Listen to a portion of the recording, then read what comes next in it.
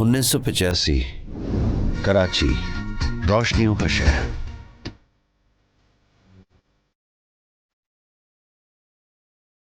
साठ लाख की आबादी पर मुश्तमिल पाकिस्तान का बिजनेस हब।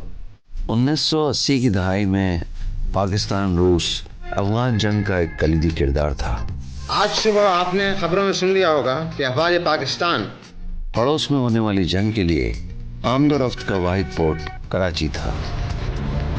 उस जमाने में ये कोई गैर मामूली बात नहीं थी। बस्तियां और सस्ते होटल ना होने की वजह से पुलों के नीचे, चौराहों पर और पार्क में बेंचों पर रात गुजारना बिल्कुल भी मायूब नहीं समझा जाता था। और इस वाक़े ने अगले ही दिन अखबारों में हथौड़ा ग्रुप के नाम से सुर्खियां बटोरी।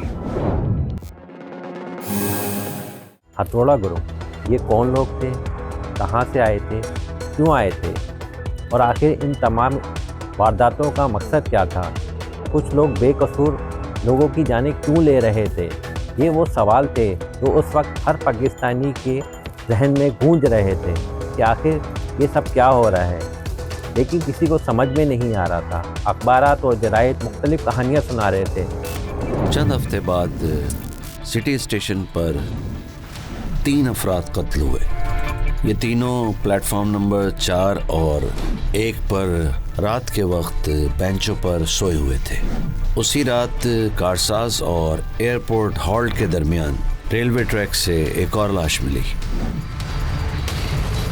जिसे सर पर शदीद ज़र्ब लगाकर हलाक किया गया था। इस तरह 24 अप्रैल तक हलाकतों की तादाद 9 हो चुकी थी।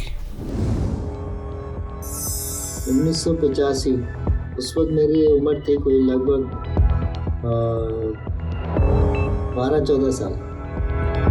तो मेरा अब्बा जो जाता था, जाने के टाइम कहता था कि जो भी घर से निकलेगा शाम को उसकी टांगें तोड़ दूँगा। उस टाइम को याद करके अभी तक मेरे दिल में जो एक ख्वाब से पैदा होता है। गलियों में चौकीदारी निज़ाम कायम कर दिया गया। रातों में लड़कों को डंडे दे दिए गए, टॉर्चें दे दी गई, सीटियाँ दे दी गई कि भाई कोई तुम लोग गड़बड़ देखो तो फ़ौरन अलार्म करें, आप बताएं लोगों को कि भाई कोई गड़बड़ हो गया, ताकि सब लोग फ़ौरन बाहर निकलें घरों से अपने।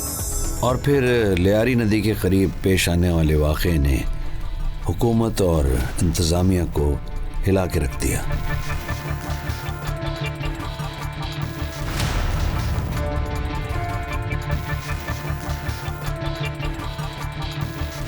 एक ही घर में बच्चों समेत 7 अफराद को इसी अंदाज में भारी ज़र्ब लगाकर हलाक कर दिया गया। 1986 की शुरुआत में ऐसी ही एक वारदात ने खुफिया इदारों के कान खड़े कर दिए। ये वारदात पडल बेरिया की मूसा कॉलोनी की अंजूर बस्ती में हुई थी, जहां गली में सोए 8 मजदूरों को भारी आले से कत्ल कर दिया गया था। 85-84 की बात है ये। तो मैं उस ज़माने में फेडरल बी एरिया में रहा करता था। अचानक सुबह एक खबर छपी अखबार में कि जी फलाने इलाके में सोए हुए बंदों को सर पर भारी चीज़ मारकर हलाक कर दिया गया और खून में लथपथ लाश जो है वो पड़ी हुई मिली। पुलिस उसे लेके गई, पोस्टमार्टम वगैरह कराया। पहले तो लोग ये समझते रहे शायद एक्सीडेंट हो गया है, इत्तफाकिया हो गया है ये केस, तो उस चीज़ को इग्नोर कर दिया गया। बट ठीक है भाई, हादसा हो गया है। कराची में छपने वाले कुछ बड़े अखबारात ने ये रिपोर्ट किया कि ये तमाम वाक़यात जो हो रहे हैं ये अफ़गान खुफिया एजेंसी और रशियन खुफिया एजेंसी की नीमा पर हो रहे हैं, और उनका मकसद ये है कि कराची के हालात ख़राब हो जाएं ताकि लोग और पाकिस्तान की गवर्नमेंट वो इन्हीं मामलात में उलझ जाए और उसकी नज़रें अफ़गान जंग से हट जाएं और अपने अंदरूनी मामलात को सुधारने में लग जाएं। यही उनका मकसद था, लेकिन ये मकसद उनका कामयाब नहीं हुआ और वारदातें भी यहाँ होती रहीं और वहाँ अफ़गान जंग भी होती रही। दूसरी राय ये थी कि ये सब जनरल ज़ियाउल हक की फ़ौजी हुकूमत के दौरे इक़्तिदार को तूल देने के लिए किया जा रहा है, ताकि लोग इस खौफ और हिरास की वजह से घरों में महसूर होकर रह जाएं और इनके ख़िलाफ़ कोई आवाज़ ना उठाए। क्या सही था क्या गलत, किसी की कुछ समझ नहीं आ रहा था। वो कहते हैं ना, जितने मुँह इतनी बातें, तो ऐसे ही अफवाहें बहुत आम थीं। लगभग 100 अफराद ऐसी वारदातों का निशाना बने और ये वारदातें फिर फैलती ही चली गईं। कराची ज़िला जुनूबी के इलाके बंस रोड पर फुटपाथ पर सोए हुए एक गदागर पर हमला हुआ। खुशकिस्मती से वो बच गया और उसने पुलिस को बताया कि किसी गाड़ी के पहियों के रगड़ने की आवाज़ से उसकी आंख खुली। गाड़ी में सवार सफ़ेद कपड़ों में मलबूस 4 अफराद जिन्होंने स्याह नकाबों से चेहरे ढांप रखे थे उस तक पहुंच गए। उनमें से एक शख्स ने एक हथौड़े से उसके सर पर एक ज़ोरदार ज़रब लगाई और वह अपने आवाज़ खो बैठा।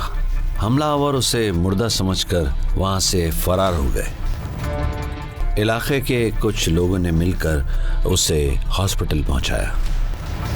पुलिस ने उसका बयान रिकॉर्ड किया तो पुलिस और तफ्तीशी इदारों का नज़रिया तब्दील हुआ कि ये वारदातें किसी एक सीरियल किलर की नहीं बल्कि एक मुनज़्ज़म गिरोह की सोची समझी और तयशुदा वारदातें हैं। अखबारात के क्राइम रिपोर्टर्स ने इस गिरोह को हथौड़ा ग्रुप का नाम दिया। लोग रातों को लोगों ने निकलना बंद कर दिया। इवन ये कि तकरीबात में जाते हुए लोग घबराने लगे, कहीं ऐसा ना हो रास्ते में जाते हुए कोई पकड़ के मार दे उनको। लेकिन जो वारदात थी वो सेम एक ही पैटर्न पे होती थी। भारी चीज मारी जाती थी सरों पर, जैसा कोई हथौड़ा सर पे दे मारा, उसके बंदा वहीं ऑन द स्पॉट खत्म गया, उसकी आवाज भी नहीं निकली। तो ये एक बड़ा खौफ हरास का एक मंजर था, एक दौर था वो। ये खौफनाक वाक़यात जिस दौर में रूनुमा हो रहे थे, इस वक्त सबसे बड़ा मसला कम्युनिकेशन का था। ना तो इस वक्त इंटरनेट था, ना सोशल मीडिया और ना ही टीवी चैनल जो बराह रास्त खबर नशर करके लोगों को मालूमात फराहम कर सके। क्योंकि मुल्क में उस वक्त लिटरेसी रेट तकरीबन 26% था, इसलिए बात का बतंगड़ बनने में देर नहीं लगती थी और सच्चाई लोगों तक पहुंचने में बहुत देर हो जाती थी। कर्नल सईद जो उस वक्त खुफिया एजेंसी इंटेलिजेंस ब्यूरो में फ़राइज़ अंजाम दे रहे थे, उन्हें यह जिम्मेदारी सौंपी गई कि वो हथौड़ा ग्रुप के बारे में ठोस सबूत जमा करें।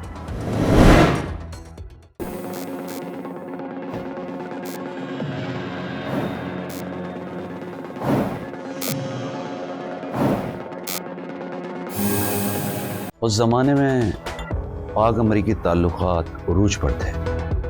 इंटरनेशनल पॉलिटिक्स में बहुत सी कंस्पिरेसी थ्योरीज में से एक ये भी थी कि ये वाक़यात लीबिया की पॉलिसी का हिस्सा थे।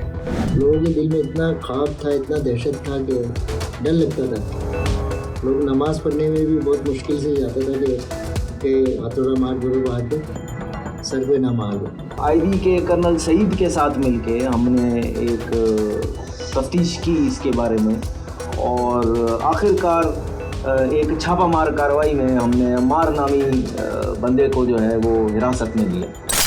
पिस्तौल तो उसने निकाल लिया था, मगर मेरे साथ खड़े एहलकार ने कुल्हाड़े से उस गाड़ी का शीशा तोड़ डाला। फिर हमने मिलकर उसे काबू कर लिया। इन्वेस्टिगेशन में अम्मार ने एतराफ़ जुर्म कर लिया। उसने बताया कि पाकिस्तान में भी आईबी का एक अफसर उनका सहूलतकार था और जब उस अफसर का नाम इन्वेस्टिगेशन में आया तो उसे भी इन्वेस्टिगेशन के लिए बुला लिया गया।